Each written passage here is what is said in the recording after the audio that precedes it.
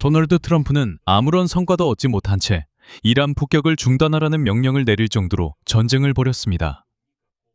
미국과 이란의 전쟁은 잠시 소강 상태에 들어갔습니다. 7월 24일 저녁부터 미국 공군은 10사흘 밤 연속으로 이란을 폭격한 후 폭격을 중단했습니다. 이에 이란도 공격을 중단했습니다. 그리고 오늘까지 양측 모두 사흘째 공격을 자제하고 있습니다. 이란은 미국이 공격을 중단하면 자신들도 공격을 멈추겠다고 밝혔습니다. 이란은 오만과 호르무즈 해협의 안전한 통과 협상을 시작했습니다. 하지만 여기서 가장 흥미로운 점은 교전의 일시 중단 자체가 아니라는 것입니다. 그 이유입니다. 트럼프가 멈춘 이유는 이미 승리해서가 아니기 때문입니다. 그가 멈춘 이유는 미국의 탄약이 단순히 바닥나고 있기 때문입니다. 그리고 이는 도널드 트럼프가 싫어하는 언론인들의 말이 아닙니다. 미국의 중동 지역 주요 사령관이 백악관에 직접 보고하기를 더 이상 공격하는 것은 의미가 없다고 했습니다. 합동참모본부 의장은 도널드 트럼프에게 대규모 전쟁을 계속하는 것은 매우 위험하며 패트리엇 요격 미사일의 비축분을 고갈시킬 것이라고 경고했습니다. 더욱이 최근 며칠 동안 미국이 이미 이란의 공격을 막아내지 못하고 있었다는 사실이 드러났습니다. 그들에게는 패트리엇 요격 미사일이 물리적으로 부족하기 때문입니다. 여기서 가장 중요한 질문이 나옵니다. 이 질문이 미국 관리들을 불안하게 만듭니다. 미군의 탄약 부족을 러시아와 중국이 어떻게 이용할 것인가요? 하지만 도널드 트럼프 쪽에서는 이미 앞으로 책임을 뒤집어쓸 사람을 찾아뒀습니다. 바로 우크라이나에 무기를 지원한 조 바이든입니다. 제 이름은 알렉세이 패치입니다. 이 주제에 대해 이야기해 봅시다. 뭔가 이상해요.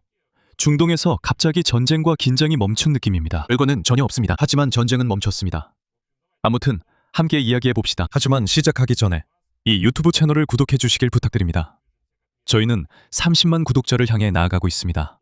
그래서 여러분의 구독에 진심으로 감사드리겠습니다. 여러분의 1초만 투자해 주시면 정말 감사하겠습니다. 자, 그럼 이란과 미국 사이의 전쟁이 어떻게 일시 중단되었는지부터 말씀드리겠습니다. 사실 7월 24일 저녁에 미국은 아무런 설명이나 공식 성명 없이 그냥 이란에 대한 공격을 중단했습니다. 게다가 아주 조용히 공식 성명 하나 없이 그렇게 했습니다. 그냥 공격을 멈췄습니다. 13일 밤 연속으로 서로 주고받는 공격이 이어진 후였습니다. 그리고 이 침묵이 의문을 제기합니다. 도널드 트럼프의 다음 수는 무엇일까요? 일요일에 이란군은 테헤란도 미국의 이 침묵에 맞춰 보복 공격을 중단했다고 밝혔습니다. 많은 분석가들이 이 시점에서 도대체 이게 뭐였지? 라고 물었습니다. 그렇다면 왜 전쟁을 다시 시작했을까요? 6월 중순에 평화협정을 체결하고 휴전을 선언했으니까요. 왜 전쟁을 2주 동안 다시 시작해야 했을까요? 그리고 나서 그냥 아무 말 없이 조용히 끝내버리려고 했던 걸까요? 이란은 이렇게 입장 밝혔습니다. 테헤란은 미국이 공격을 중단하면 자신들도 공격을 멈추겠다고 했습니다. 하지만 여기서 중요한 단서가 있습니다. 이란 소식통은 테헤란이 트럼프 대통령의 공격 중단 결정이 미국의 협상 입장에 중대한 변화가 있다는 것을 의미한다고 크게 기대하지 않는다고 덧붙였습니다. 즉, 이란인들은 회의적입니다. 그들은 이렇게 말합니다. 아마도 이건 단지 일시적인 휴식일 뿐이야. 그래서 우리는 환상을 갖지 않는다. 동시에 이란 외무부는 테헤란이 워싱턴과 어떤 협상을 하고 있다는 소문을 믿지 말라고 촉구했습니다. 그리고 이란 외무부 대변인 바가이 씨는 미국 측과의 협상은 전혀 진행되고 있지 않다고 밝혔습니다. 이와 동시에 이란은 미국인들뿐만 아니라 중동에 있는 미국 동맹국들에 대한 공격도 중단한다고 발표했습니다. 바로 그 페르시아만 국가들에 있는 담수화 시설과 발전소들에 대한 공격도 중단한다고 밝혔습니다. 이란이 계속 공격했던 시설들이며 워싱턴이 공격을 자제하자 이란도 똑같이 대응 중입니다. 그럼에도 불구하고 이란은 여전히 호르무즈 해협을 통제하고 있습니다. 전날 이란군은 이 해협을 통과하려던 선박 6척을 저지했습니다. 동시에 테헤란은 오만과의 협상에서 진전이 있었다고 발표했습니다. 즉, 이 해협의 가장 좁은 부분과 접해 있는 국가와의 협상입니다. 호르무즈 해협에서의 항해에 관한 일반 원칙과 운영 메커니즘에 대해 협상하고 있습니다. 여기서 우리가 반드시 짚고 넘어가야 할 아주 중요한 점이 있습니다. 이란과 오만은 지금 이 순간 호르무즈 해협 통과에 대한 이른바 서비스 요금 도입을 논의하고 있습니다. 이에 대해 워싱턴은 강력히 반대하고 있습니다. 정확히 말하면 반대한 적은 있지만 지금은 아닙니다. 현재는 도널드 트럼프의 입장에 크게 주목하지 않는 듯합니다. 이란의 협상 입장은 이란 외교부 대변인 이스마일 바가이가 명확하게 밝혔습니다. 다음은 그의 인용문입니다. 언론의 추측에 신경 쓰지 마십시오. 우리는 미국과 어떤 협상도 하고 있지 않습니다. 우리의 협상은 오만과 진행 중이며 그 내용은 조치에 집중되어 있습니다. 호르무즈 해협 통과의 안전을 보장하기 위한 필요한 조치들에 관한 것입니다. 즉, 이란은 미국과의 직접 협상을 공개적으로 부인하고 있습니다. 하지만 트럼프는 바로 지난 금요일에 정반대의 입장을 밝히며 워싱턴이 테헤란과 협상을 진행 중이라고 말했습니다. 그리고 이란이 인용하자면 날이 갈수록 점점 더 진지해지고 있다고 했습니다. 그리고 또 그는 호르무즈 해협 요금 부과를 허용하지 않겠다고 했습니다. 금요일 트럼프가 이렇게 말했고 월요일 이란은 신경 쓰지 마세요라고 답했습니다. 우리는 우리끼리 협상 중이며 미국인은 전혀 관련 없습니다. 여기서 가장 중요한 질문이 생깁니다. 그렇다면 도널드 트럼프는 왜 실제로 멈췄고 미국은 왜 조용히 전쟁을 중단했을까요? 그리고 여기서 모든 미국 언론은 단 하나의 이유, 즉 미국 군대의 무기 부족을 지적합니다. 그리고 이것은 자유주의 언론뿐만 아니라 보수 언론에서도 언급되고 있습니다. 폭스뉴스도 관련 문제가 있다고 말합니다. 이건 정말 무섭게 들립니다.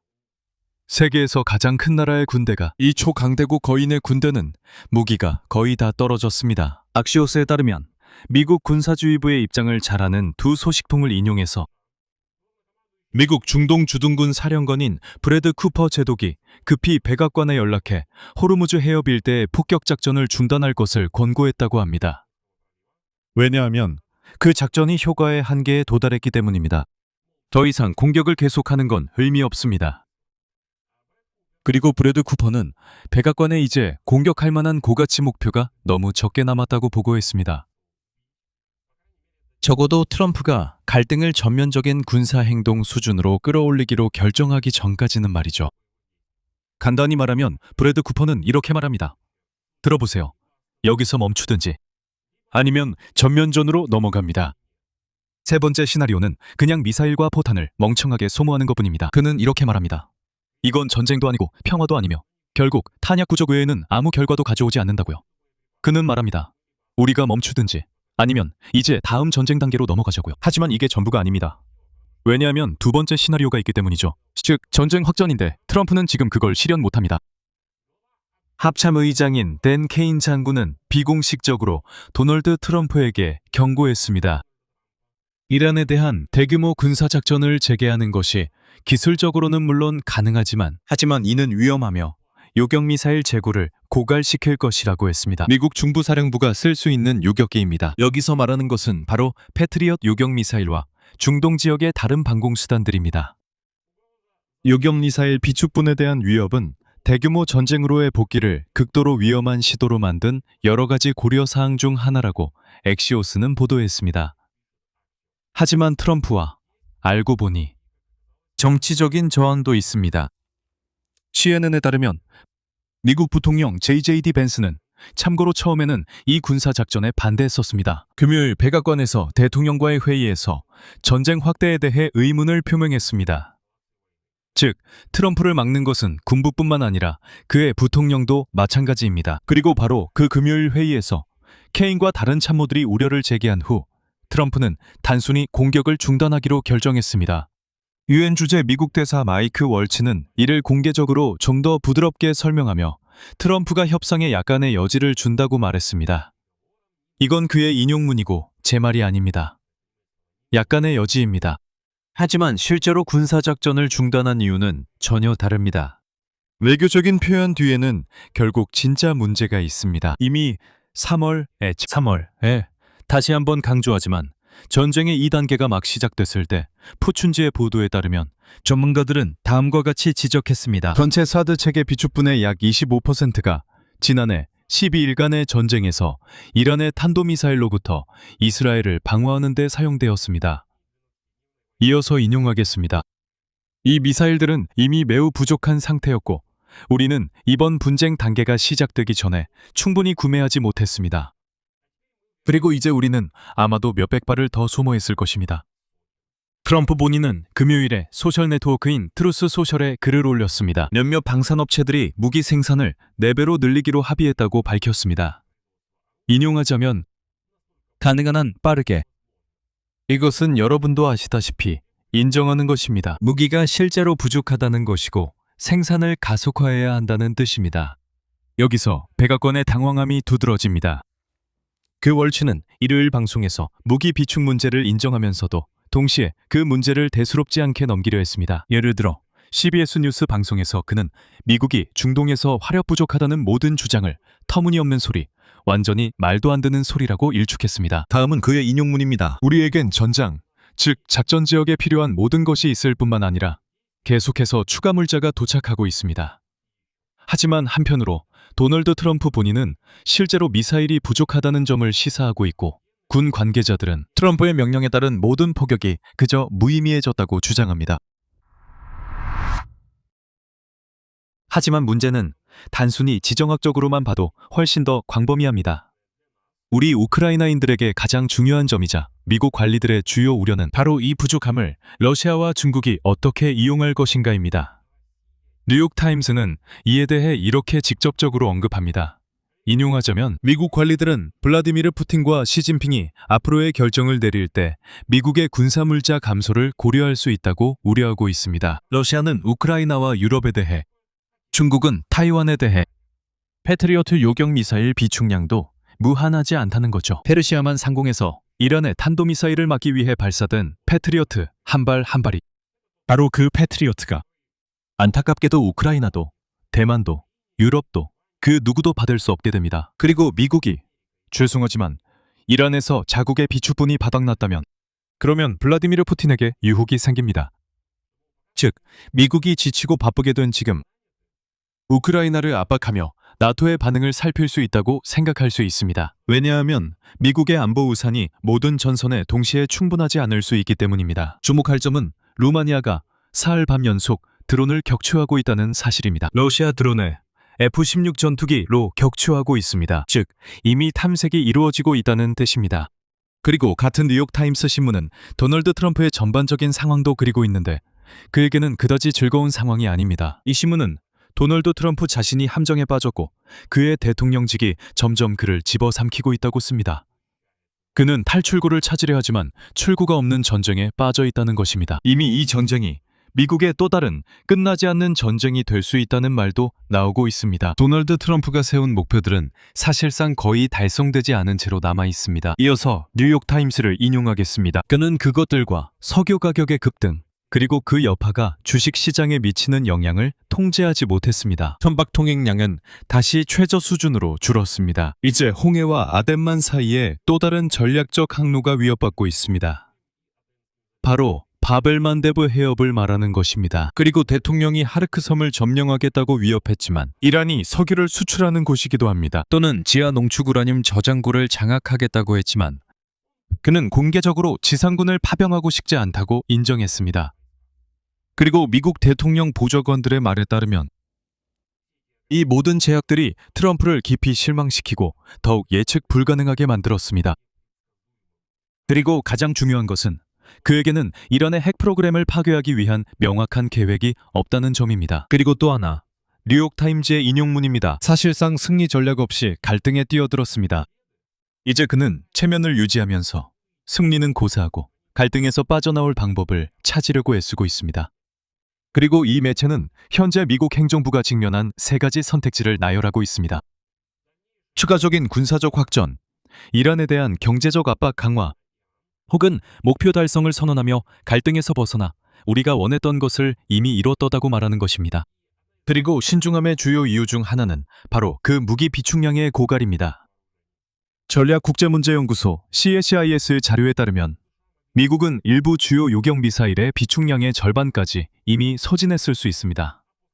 그리고 13밤 동안의 공습 이후 미국 관리들에 따르면 이 비축량은 치명적으로 낮은 수준에 도달했습니다. 이는 이미 절반 이하로 떨어졌다는 의미입니다. 하지만 여기서 한 가지 매우 중요한 점을 꼭 짚고 넘어가야 합니다. 미국과 이란 사이의 페르시아만 전쟁의 일시 중지는 아직 평화가 아닙니다. 왜냐하면 전쟁이 인접한 전선으로 번지고 있기 때문입니다. 그리고 이것도 이해해야 합니다. 주말 동안 호르무즈 해협 주변이 잠잠했음에도 불구하고 새로운 전쟁의 불씨가 나타났습니다. 첫 번째 불씨는 홍해입니다. 테헤란의 지원을 받는 안사르 알라흐 운동의 예멘 후티가 사우디아라비아에 대한 새로운 공격을 발표했습니다. 그들의 무인기가 주목할 만하게도 음부 지역에서 홍해의 옌부시로 이어지는 송유관을 공격했습니다. 후티 반군에 따르면 이것은 사우디 측의 드론이 예멘 영공을 침범한 것에 대한 보복이었습니다. 즉, 홍해와 아덴만을 잇는 두 번째 전략적 경로 역시 위협을 받게 된 것입니다. 놓친 분들을 위해 설명드리겠습니다. 사우디는 석유 수출 방법은 두 가지입니다. 호르무즈 해협을 통해, 즉 페르시아만에서 호르무즈 해협을 거쳐 대양으로 나가는 방법입니다. 그런데 지금은 이란이 그 길을 막아버렸습니다. 떠는 전체 길이 1280km에 달하는 송유관이 있습니다.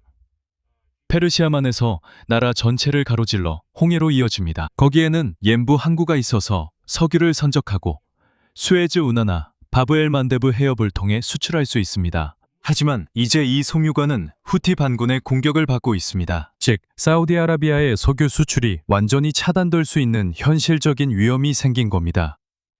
두 번째 전쟁의 중심지는 이라크입니다. 사우디아라비아 국방부는 자국 반공군이 수도와 동부 지역의 시설을 공격하려던 여러 대의 드론을 유격해 파괴했다고 밝혔습니다. 그리고 사우디아라비아 국방부 대변인 트루키 알말리키 소장에 따르면 드론들은 이라크 영토에서 발사되었다고 밝혔습니다. 이란의 지원을 받는 민병대가 발사했을 가능성이 높다고 했습니다. 즉, 상황은 다음과 같습니다. 호르무즈 해협 주변은 일시적으로 잠잠한 것처럼 보입니다. 하지만 이란의 대리 세력, 즉 예멘의 후티와 이라크의 친이란 민병대가 사우디아라비아 공격이 계속되고 있습니다. 그리고 이러한 공격들은 이미 호르무즈 해협을 통한 에너지 공급을 방해한 분쟁이 또 다른 중요한 해상 운송로에도 영향을 미칠 수 있음을 보여주고 있으며, 게다가 예멘에서 다시 내전을 촉발할 수도 있습니다. 이 문제를 어떻게 해야 할까요? 도널드 트럼프는 답이 없네요. 결론적으로 이란과 미국은 현재 불안정한 교전 중단 국면에 있으며, 이란은 공격받지 않으면 공격하지 않겠다고 밝히고 오만과 호르무즈 해협 통과 문제를 협상할 준비가 되어 있습니다. 하지만 이란은 여전히 회의적이며 그들의 대리 세력들은 사우디아라비아를 계속 공격하고 있습니다. 예멘과 이라크에서입니다. 이 모든 이야기에서 우리가 반드시 기억해야 할 가장 중요한 점은 다음과 같습니다. 트럼프는 강해서 멈춘 것이 아니라 약해서 멈췄다는 것입니다. 그의 부하 장성들, 쿠퍼 제독과 합참의장 케인, 그에게 대규모 전쟁이 패트리엇 요격 미사일 비축량을 위험할 만큼 소진시키고 있다고 직접 말했습니다. 부통령 벤스도 확전에는 반대하고 있습니다. 트럼프가 말했듯이 무기를 긴급하게 계약업체에 4배나 더 많이 주문해야 합니다. 결국 미국은 단순히 자신들의 탄약 한계에 부딪힌 것처럼 보입니다. 그리고 이것이 우리에게 직접 신호입니다. 만약 미국이 이란과의 전쟁에서 보유한 물자를 소진했다면 블라디미르 푸틴은 우크라이나에 미국의 패트리엇 미사일이 부족할 수 있다는 계산을 하게 됩니다. 이 때문에 볼로디미르 젤렌스키는 미국 라이선스를 받아 요격 미사일을 자체 생산하려 집요하게 노력합니다. 미국의 비축분에 의존하지 않으려는 것이죠. 그런데 밝혀진 바에 따르면 미국 창고도 무한하지 않습니다. 중국도 대만 문제를 비슷하게 계산하고 있습니다.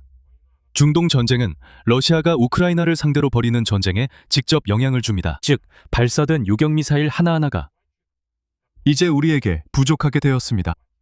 그리고 내일 7월 28일 젤렌스키가 워싱턴에서 트럼프와 만납니다. 패트리엇 문제가 핵심 이슈 중 하나가 될 것입니다. 이 주제에 대해서는 제가 이전에 별도의 영상을 올렸으니 반복하지 않기 위해 채널로 가셔서 꼭 시청해 주세요. 여기서는 말을 줄이겠습니다. 여러분의 의견과 결론을 이 영상 아래 댓글로 남겨주세요. 채널을 구독하고 알림 설정을 누르시고 좋아요도 잊지 마세요. 오늘은 여기까지입니다. 몸 건강히 지내세요.